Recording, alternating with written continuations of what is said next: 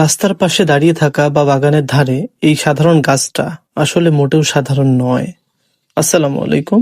আজকে আপনাদের পরিচয় করিয়ে দিব আশশাওরা বা আষ্টেলের গাছের ভালো মন্দের সাথে। এর বৈজ্ঞানিক নাম স্ট্রিবলাস অ্যাসপার। দেখতে একটু রুক্ষ, পাতাগুলো শক্ত, কিন্তু কাজ একেবারে অসাধারণ। আগে যখন গ্রামের মানুষ টুথব্রাশ চিনতো না, এই গাছের ডাল দিয়েই দাঁত ব্রাশ করতো। আর মজার বিষয় হলো, এতে দাঁত শুধু পরিষ্কারই হয় না, মাড়িও হয় শক্ত। এই গাছের ছাল, পাতা ব্যবহার হয় নানা ঘরোয়া চিকিৎসায়, ত্বকের সমস্যা থেকে শুরু করে জ্বর পর্যন্ত।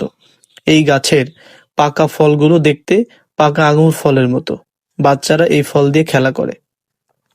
আপনারা হয়তো একটু খেয়াল করে দেখবেন, এই গাছটা খুব সহজে মরে না, কঠিন পরিবেশেও টিকে থাকে, ঠিক যেন গ্রামের মানুষের মতোই শক্তিশালী।